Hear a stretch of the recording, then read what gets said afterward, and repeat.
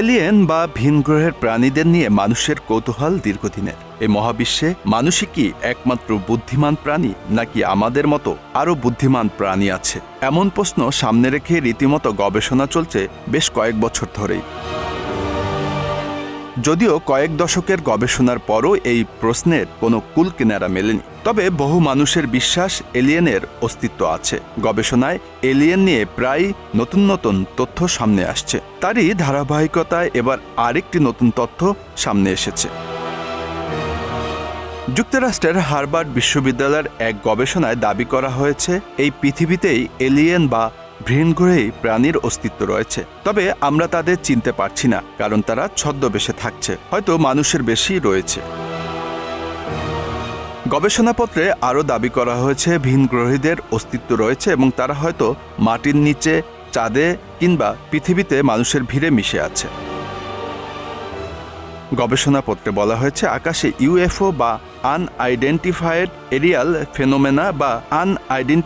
Arial phenomena তথা ইউএফপি বলে যে জিনিসগুলো প্রায় মানুষ দেখে, সেগুলো এলিয়েন বা ভিনগ্রহের প্রাণীদের স্পেসশিপ হতে পারে, যার মাধ্যমে এলিয়েনরা পৃথিবীতে তাদের স্বজাতি বা বন্ধুদের সাথে দেখা করতে আসে।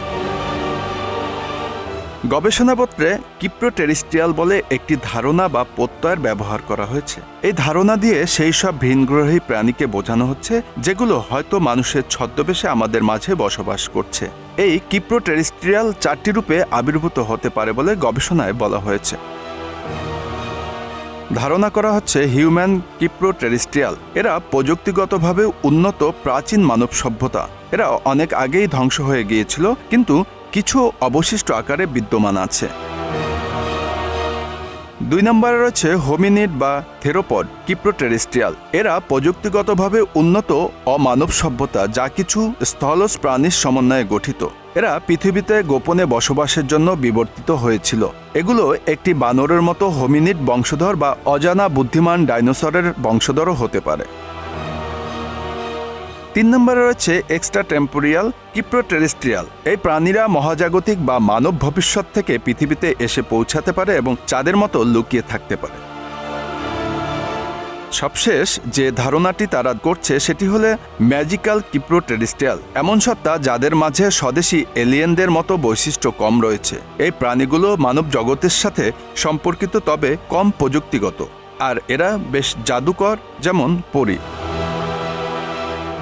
গবেষকরা বলছেন তাদের এই গবেষণা অধিকাংশ বিজ্ঞানীদের কাছে সন্দেহজনকভাবে বিবেচিত হতে পারে, তবে তারা বিজ্ঞানীদের জ্ঞান, নম্রতা ও খোলামেলা মনোভাব নিয়ে তাদের দাবি বিবেচনা করার আহ্বান জানিয়েছেন।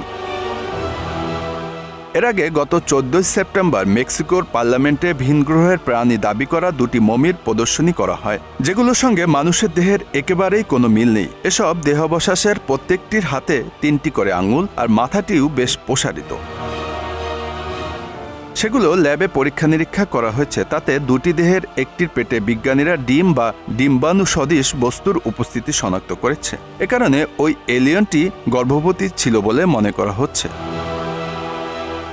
কার্বন ডেটিংয়ে দেখা গেছে এই কঙ্কাল দুটি প্রায় 1000 বছরের পুরনো। আরও জানা গেছে ওই কঙ্কাল দুটি 30% ডিএনএ একেবারেই অপরিচিত, অর্থাৎ পৃথিবীতে এত শতাব্দী ধরে যত ধরনের প্রাণী ছিল তাদের কারো সঙ্গেই মিল নেই। এর ভিত্তিতেই মনে করা হচ্ছে প্রাণী দুটি ভিন গ্রহের।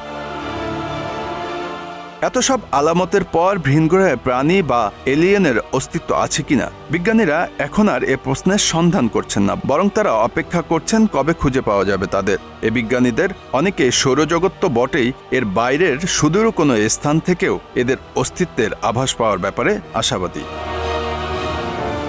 Bangla affairs news desk.